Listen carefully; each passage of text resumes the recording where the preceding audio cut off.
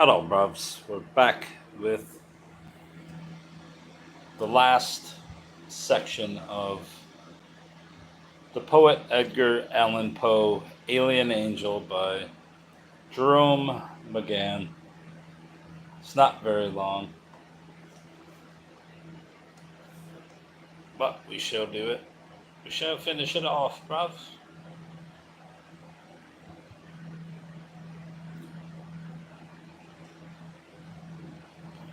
Make sure this looks good. It does.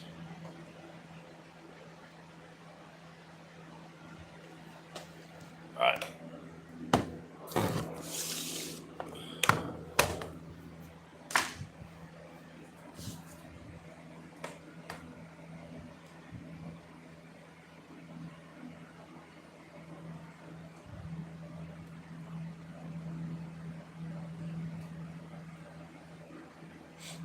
All right, bruvs. We are set up. The poet Edgar Allan Poe, Alien Angel, Jerome McGann. There we go. Let's do it.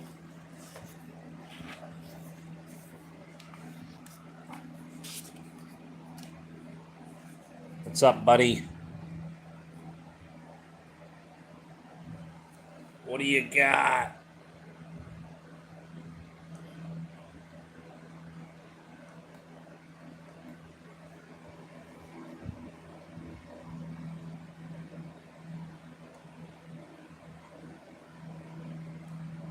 Nothing. What's up, bruvs?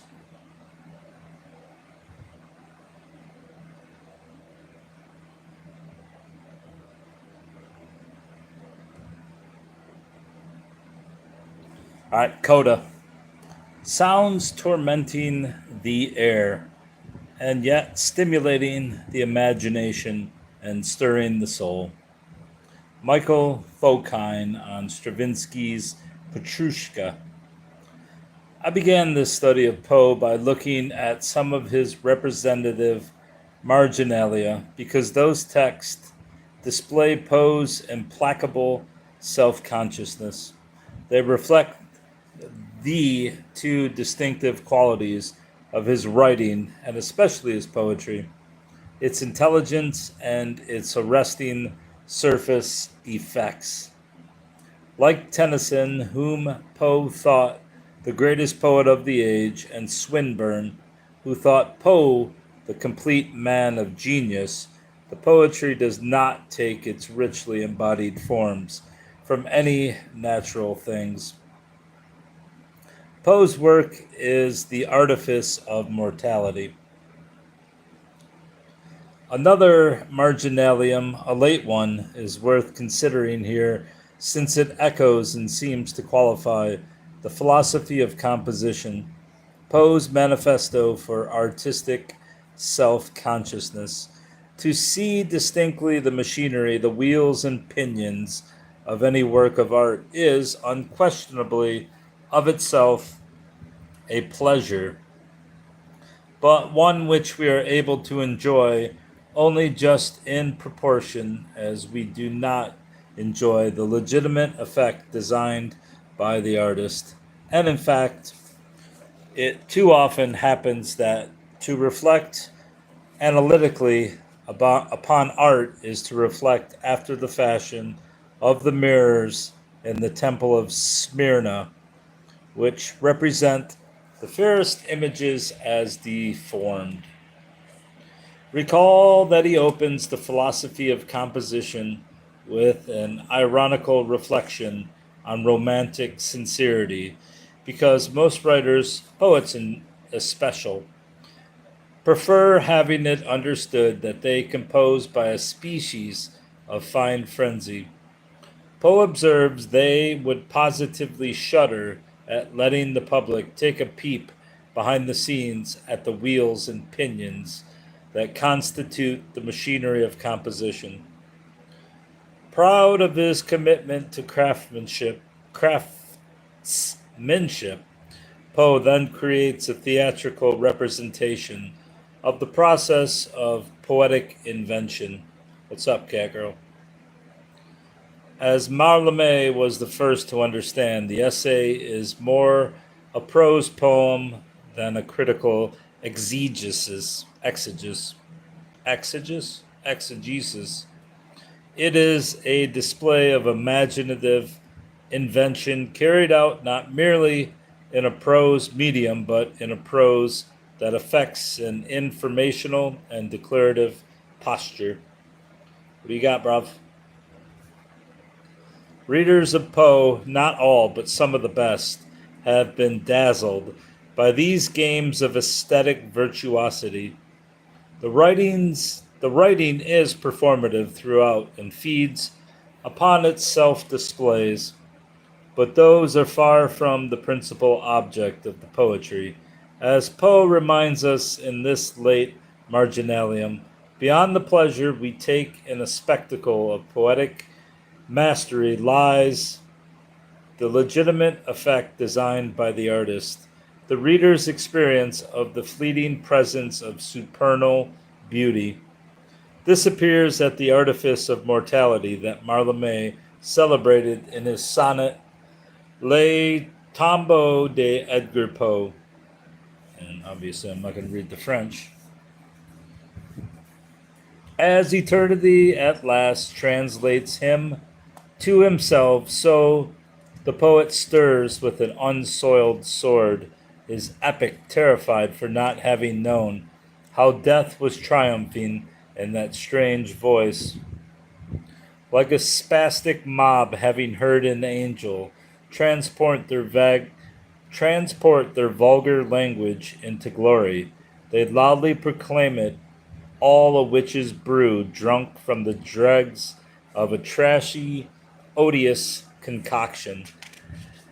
And if from that hostile earth and sky our wretched hopes cannot erect an eidolon fit to ornament the glorious tomb of Poe, that cryptic form of some dark, hell-bent disaster, may this stone shape anyhow raise a wall against all coming septic pieties and profane expectorations. Poe's Decatur Obscure is the representation of perpetuated loss that Mallarmé celebrates in Le Tombeau de Edgar Poe. His pursuit and display of supreme artifice is the negative image of the poetic commitment to supernal beauty. For it is not art that triumphs in the strange of voice, of Poe. It is a triumphant death. Que la mort triomphe dans cette voix étrange. Obviously, I don't know how to read French. An exquisite play on the word Q signals not just the factive assertion that death triumphs, that poetry fails, that poets are cursed, but equally important, how death triumphs. Death triumphs not as mortality, but as the artifice of mortality. The poetic revelation of death's truth, not least of all, its poetic truth, the failure of poetic aspiration, which then becomes, as always, in Poe, the artifice that protects eternity from profanation. Like William Carlos Williams, Mallarmé has perceived how Poe draws a pure sense from the Vulgate of his American language. Poe forces readers to experience American English as strange as estranged. The interpretive question in Poe therefore becomes not what it means, but how it means. And so far as readers are concerned in that action, how they make equivalent meanings. Mallarmé makes an equivalent meaning by writing his sonnet, where he demonstrates how ordinary language gets purified. Q in line 4 illustrates how language must be worked so that it differs from itself. But Avec in line 10 is an even more spectacular illustration. The word is actually denatured, functioning here simultaneously as a preposition, an adverb, and the apparition of an adjective in its position in the line. Strange to say, this strange new kind of poetry lifts up even those who have no understanding of its catastrophic import. For if Poe, like any artist, cultivates a meticulous craftsmanship, he is yet simply a mortal person who cannot fail to fail of his poetic aspirations. As Dante wrote, he has the habit of art and a hand that shakes. To write in this way with this conscious understanding is to glorify the vulgar dialects of poetic aspiration, their inordinate desires, and their daily breath. Precisely as Mallarmé avers, donner un sens plus. I don't know how to say that, so I'm not even gonna. What's the point? I don't know what it means. Showing how Poe did that by doing it again in the dialect of a different tribe. That is what Williams meant when he said Poe was the beginning of American poetry. Poe, or rather Poe's writing, was itself the New World, and not simply because Poe was what Swinburne told Mallarmé, the first American poet. His priority springs from a deeper conviction that the world, every world, is reborn in a poetic reimagination of the world, beginning again and again, as Gertrude Stein wrote in Composition as Explanation. Let's look at some notes and the index.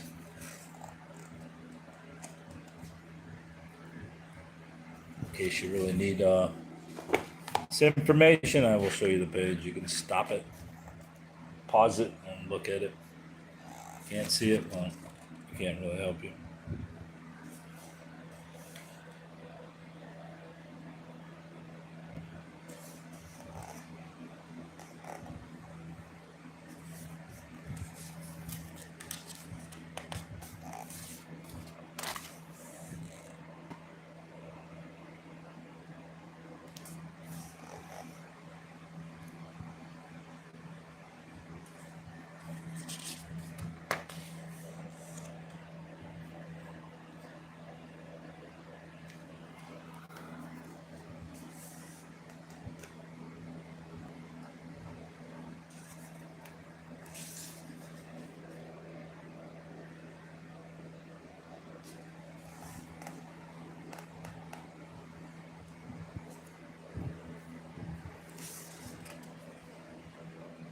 It's a lot of notes, bruv.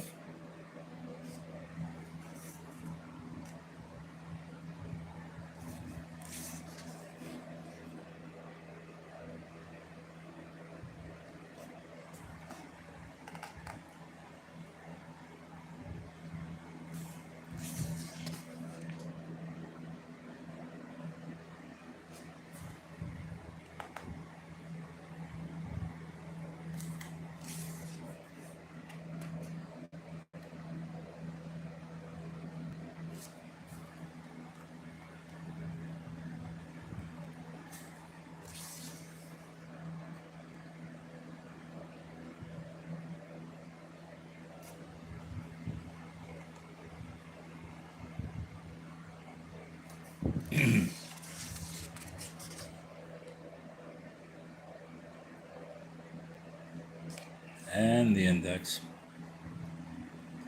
Because I am thorough, bruv.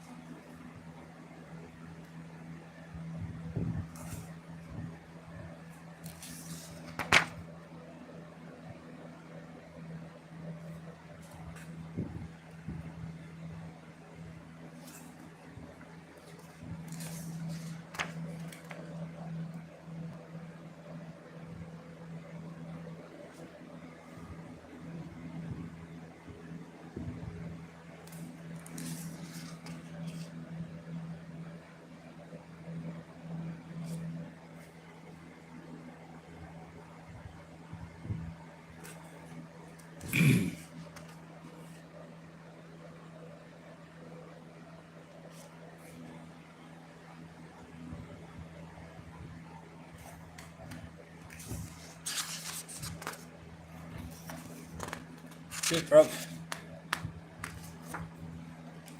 Jerome McGann is university professor, and John Stuart Bryan, professor of English at the University of Virginia.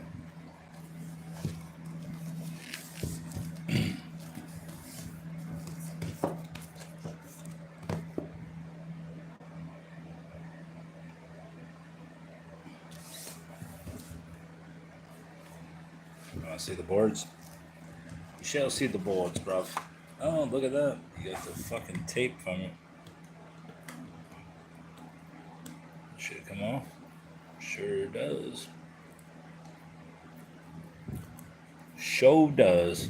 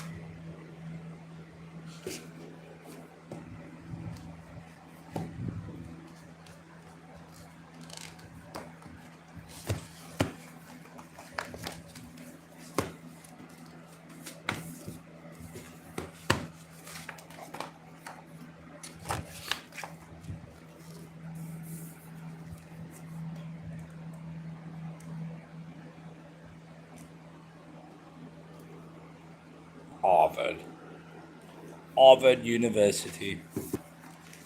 Did I show you the inside? Don't know if I did or not. Withdrawn.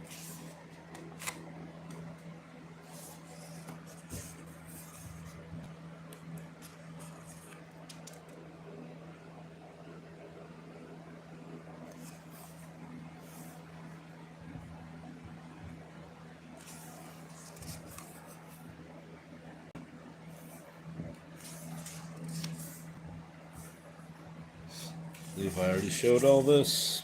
So.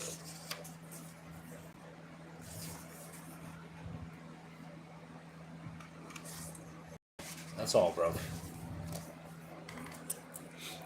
What's a decent book? Way too technical, though. Way too technical.